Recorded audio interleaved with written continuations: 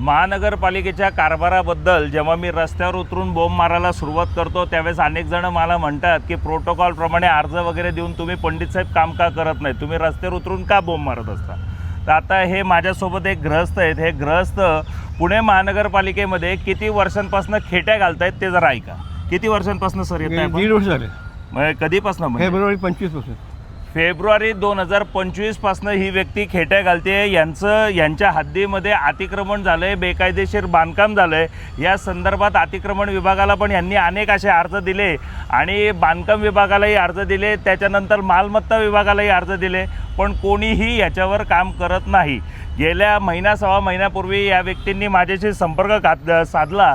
त्यानंतर मी भीमाले साहेबांच्या कार्यालयामध्ये ही प्रत दिलेली होती, त्याची ॲक्नॉलेजमेंट आहे. त्याच्या ॲक्नॉलेजमेंटची सही आणि शिक्का पण इथं दिलेला आहे.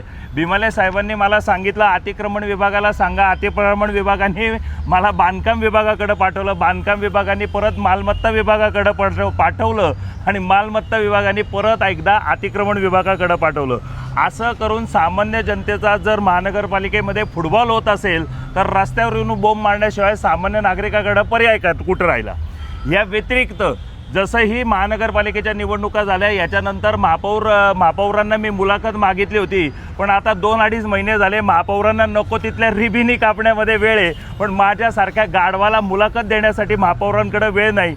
आत्ता परवाच्या दिवशी म्हणजे शुक्रवारी मी हे सगळे अर्ज घेऊन महानगरपालिकेच्या आयुक्तांना भेटायचा प्रयत्न केला, पण महानगरपालिकेच्या आयुक्तांनी पण मला भेटण्यास म्हणजे इच्छा दाखवली नाही का भेटण्याचं मला अडथळा निर्माण केला मला माहिती नाही, पण महानगरपालिकेचा आयुक्तसुद्धा मला भेटले नाहीत.